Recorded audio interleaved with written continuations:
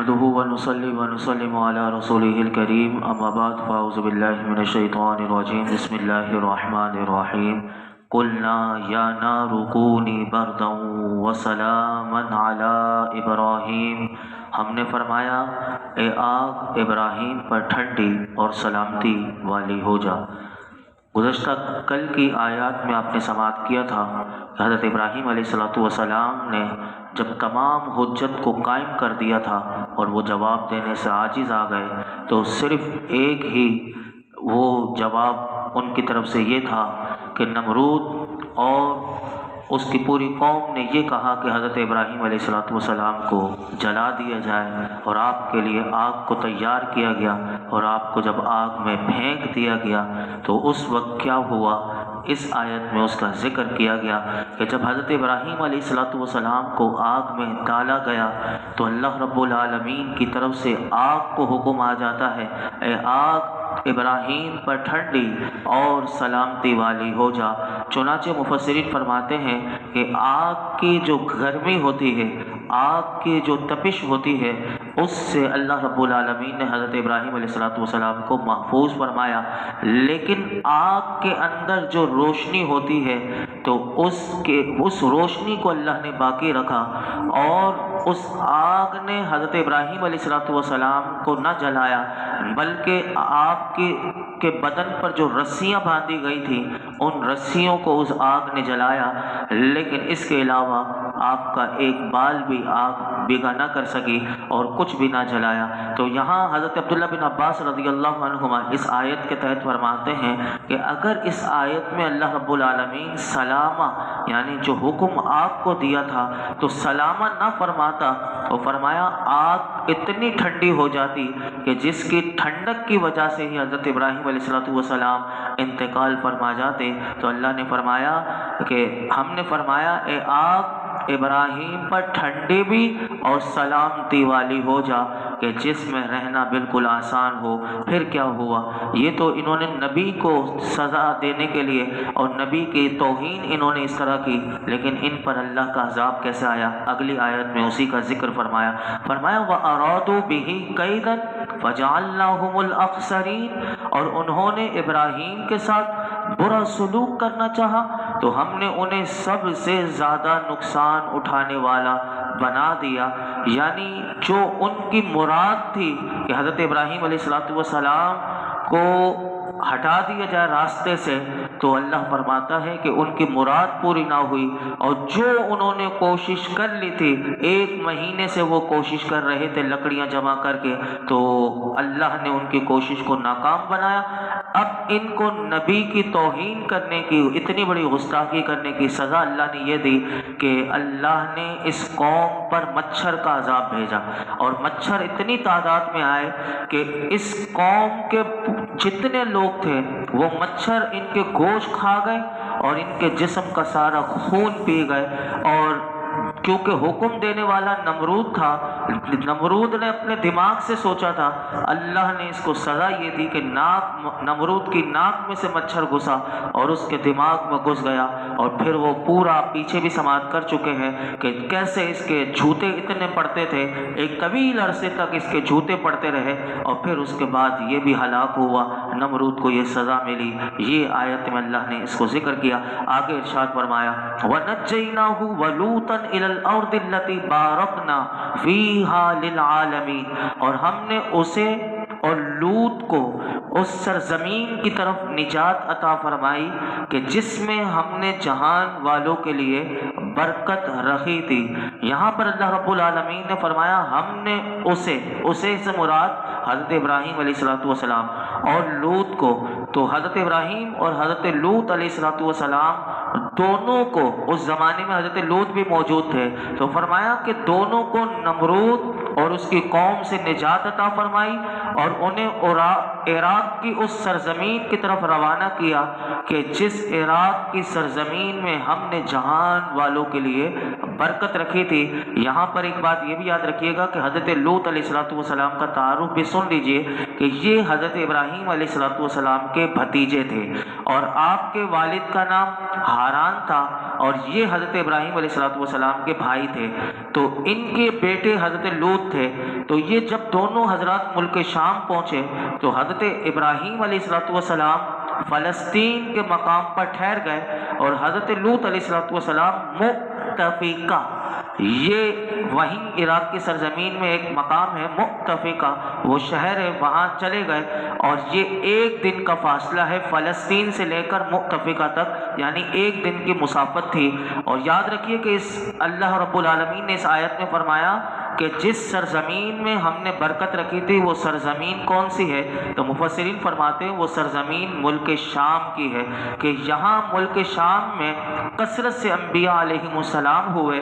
اور تمام جہان میں ان انبیاء علیہم السلام کی دینی برکات جو تھی وہ پہنچی، اور سرسبزی اور شادابی کے اعتبار سے بھی ملک شام جو ہے وہ تمام خطے دوسرے خطوں پر یہ فائق ہے۔ اور یہاں ملک شام میں علماء کہتے ہیں کثرت سے نہریں، پانی پاکیزہ اور خوشگوار ہے اور درختوں پھلوں کی کثرت ہے، تو اس لیے اللہ رب العالمین نے اس آیت میں اس کا ذکر کیا۔ آگے ارشاد فرمایا وَوَهَبْنَا لَهُ إِسْحَاقَ وَيَعْقُوبَ نَافِلَةً وَكُلًّا جَعَلْنَا صَالِحِينَ، اور ہم نے ابراہیم کو اسحاق عطا فرمایا اور مزید یعقوب پوتا، اور ہم نے ان سب کو اپنے خاص قرب والے بنایا۔ یہاں حضرت ابراہیم علیہ السلام پر جو اللہ نے مزید جو نعمتیں کی ان پر، تو اس کا ذکر فرمایا کہ ہم نے حضرت ابراہیم علیہ السلام کو اسحاق جیسا بیٹا، اور فرمایا حضرت یعقوب جیسا پوتا عطا فرمایا، اور حضرت ابراہیم علیہ السلام نے اللہ سے بیٹے کے لیے دعا کی تھی، صرف بیٹا مانگا تھا، اللہ فرماتا ہے ہم نے انہیں بیٹے کے ساتھ پوتا بھی دیا اور پوتے کی بشارت بھی دے دی کہ جو بغیر سوال کے عطا کیا گیا، اور فرمایا ان سب کو، یعنی حضرت ابراہیم علیہ السلام کے گھرانے میں جتنے بیٹے پوتے سب کو فرمایا کہ ہم نے اپنے خاص قرب والا بنایا۔ تو یہاں سے علماء کہتے ہیں اس سے یہ معلوم ہوا کہ نیک اولاد اللہ کی ایک خاص رحمت ہے، اور نیک اولاد وہ اعلیٰ پھل ہے کہ جو دنیا اور آخرت دونوں میں کام آتا ہے۔ اس لیے اللہ رب العالمین سے جب بھی اولاد کے لیے دعا کریں تو نیک اور صالح اولاد کے لیے دعا کرنی چاہیے۔ فرمایا وَجَعَلْنَاهُمْ أَئِمَّةً يَهْدُونَ بِأَمْرِنَا وَأَوْحَيْنَا إِلَيْهِمْ فِعْلَ الْخَيْرَاتِ وَإِقَامَ الصَّلَاةِ وَإِيتَاءَ الزَّكَاةِ وَكَانُوا لَنَا عَابِدِينَ، اور ہم نے انہیں امام بنایا کہ ہمارے حکم سے رہنمائی کرتے ہیں، اور ہم نے ان کی طرف اچھے کام کرنے اور نماز قائم کرنے اور زکوٰۃ ادا کرنے کی وحی بھیجی، اور وہ ہماری عبادت کرنے والے تھے۔ اس کو پیچھے لے جاؤ، پانی وانی پلاؤ۔ اس آیت کریمہ میں اللہ رب العالمین نے ارشاد فرمایا کہ ہم نے انہیں امام بنایا کہ بھلائی کے کاموں میں ان کی پیروی کی جاتی، اور وہ ہمارے حکم سے لوگوں کو ہمارے دین کی طرف بلاتے ہیں، اور ہم نے ان کی طرف اچھے کام کرنے، نماز قائم کرنے، زکوٰۃ ادا کرنے کی وحی بھیجی، کیونکہ نماز جو ہے وہ بدنی عبادات میں سب سے افضل ہے، اور زکوٰۃ جو ہے وہ مالی عبادات میں سب سے افضل ہے، اور وہ صرف ہماری عبادت کرنے والے تھے۔ یاد رکھیے گا یہاں پر اللہ رب العالمین نے علماء فرماتے ہیں کہ انبیاء علیہم السلام کو حکم دیا کہ ان کے بارے میں فرمایا کہ وہ ہمارے حکم سے رہنمائی کرتے ہیں، اور ہم نے ان کی طرف اچھے کام کرنے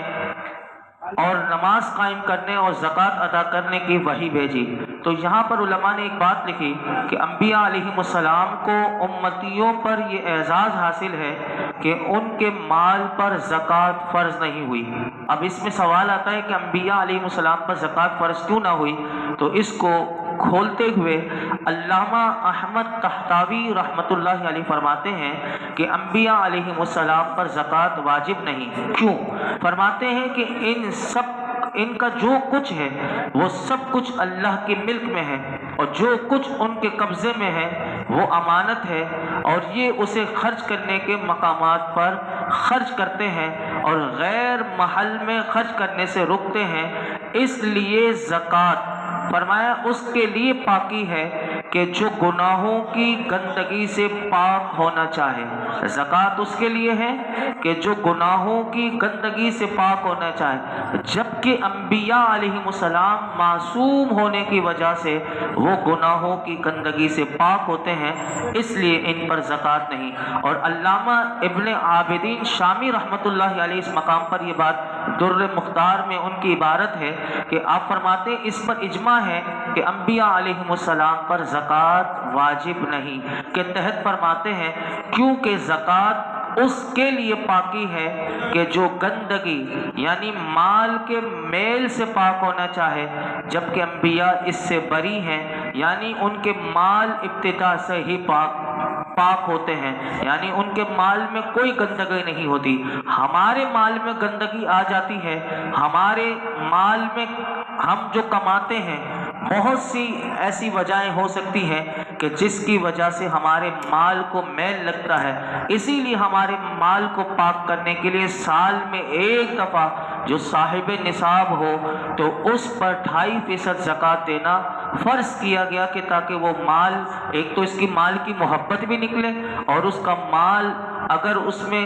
کسی کا حق بھی آ گیا تو تاکہ وہ غریبوں تک اس کا حق پہنچ کر اس کا مال بھی پاک ہو جائے. اور ایک اور بات بھی علماء نے لکھی کہ جن آیات میں انبیاء علیہم السلام کو زکوٰۃ دینے کا فرمایا گیا، جیسے بہت سی قرآن کی آیات ہم سنیں گے کہ اور سن بھی چکے ہیں کہ جس میں انبیاء کو کہا گیا کہ وہ زکوٰۃ دیں، تو اس سے مراد یہ بھی ہو سکتا ہے تزکیہ نفس، یعنی نفس کو ان چیزوں سے پاک رکھنا مراد ہے کہ جو شان نبوت کے خلاف ہیں، یا ان سے مراد یہ ہے کہ وہ اپنی امت کو زکوٰۃ ادا کرنے کا حکم دیں. یہاں پر یہ بات یاد رکھیے گا کہ ان تمام آیات کا اگر ہم خلاصہ دیکھیں تو یہ بات پتہ چلی کہ اللہ رب العالمین نے حضرت ابراہیم علیہ السلام پر طرح طرح کے احسانات فرمائے. پہلا احسان جو ہم نے اس پورے رکوع میں حضرت ابراہیم علیہ السلام کا جو سنتے ہوئے آئے وہ یہ کہ بچپن سے ہی اللہ نے آپ کو رشد و ہدایت سے نوازا. دوسرا احسان یہ فرمایا کہ ظالم جابر بادشاہ جو نمرود تھا اس کے مقابلے میں آپ کو غلبہ دیا. تیسرا انعام اللہ نے آپ پر یہ فرمایا کہ آپ کو انبیاء علیہم السلام کے شہروں کی طرف ہجرت کروائی. چوتھا انعام یہ فرمایا کہ نیک صالح اولاد اللہ نے آپ کو عطا کی. پانچواں انعام اللہ نے آپ پر یہ فرمایا کہ آپ کی اولاد کو بھی نبوت سے نوازا. جو ہم نے آیات سنی اس کا مختصر خلاصہ یہی تھا. حضرت لوط علیہ السلام کی قوم کا ذکر کل شروع ہوگا، اور کیونکہ یہ سورہ انبیاء ہے اور انبیاء علیہم السلام کا ذکر اللہ رب العالمین نے اس میں تفصیل سے 6 انبیاء کا ذکر کیا. اللہ رب العالمین ہم سب کو قرآن حکیم کا صحیح معنوں میں فیضان عطا فرمائے. الحمدللہ رب العالمین والصلاة والسلام علی سید الانبیاء والمرسلین وعلی آلہ واصحابہ اجمعین. یا رب العالمین ہم سب کا نماز عشاء ادا کرنا، درس قرآن سننا سنانا، درود پاک پڑھنا اپنے بارگاہ میں قبول فرما. ہمارے تمام صغیرہ کبیرہ گناہ معاف فرما، ہماری بے حساب مغفرت فرما. مولائی کریم ہمیں گناہوں سے بچنے کی توفیق عطا فرما. ہمارے والدین کی بے حساب مغفرت فرما. میرے آقا کی تمام امت کی مغفرت فرما. دین و دنیا کی خیر،